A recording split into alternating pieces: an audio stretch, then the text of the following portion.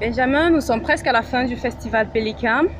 Dans ce cadre, vous avez organisé avec d'autres partenaires un atelier de journalisme radiophonique sur l'environnement.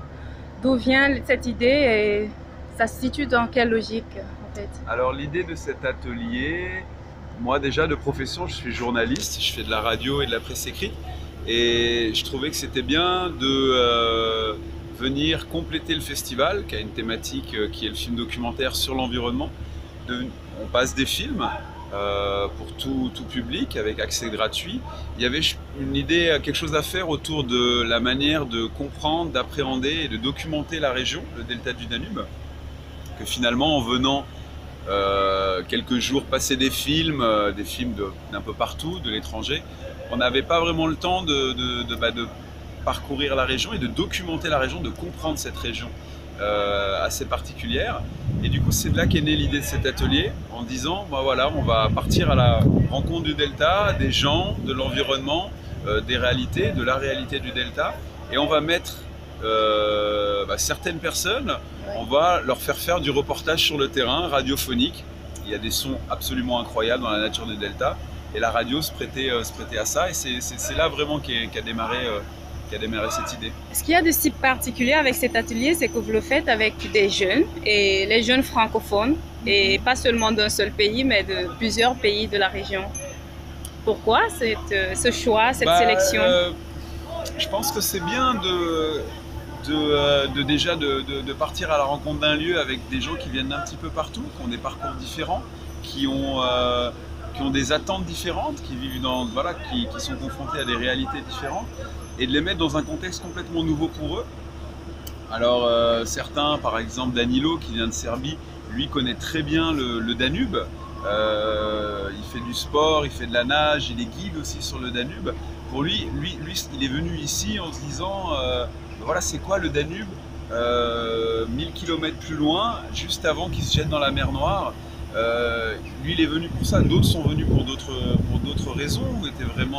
Avaient déjà une approche journalistique, avaient fait de la télévision et se disaient bon voilà, je vais ajouter une corde à mon arc et apprendre la radio. Avec Julien et Nicolas de Radio France. Pourquoi la francophonie? Moi, étant français, francophone, je travaille pour des médias francophones et français surtout, aussi la radio belge. Mais disons que Nicolas et Julien, c'est des gens que j'apprécie, que je connais, qui travaillent dans le journalisme en France. Pour moi, c'était naturel de faire ça avec des étudiants francophones. Encore une fois, c'était bien d'ouvrir cet atelier, c'est-à-dire que ce ne soit pas simplement des gens, étudiants ou jeunes professionnels de Roumanie, mais vraiment de créer une ambiance de groupe avec chacun qui vient avec des particularités, des attentes, encore une fois, et un regard nouveau sur cette réalité qui est ici. Le français nous offre ça parce qu'il y a des gens francophones dans plein de pays de la région, et voilà, il fallait les faire vivre ensemble et les faire vibrer ensemble. Oui, juste une dernière question. Vous avez vu, vous étiez de temps en temps dans l'atelier, vous avez vu leur dynamique, comment ils ont travaillé avec le formateur, en toute synchronie, je dirais.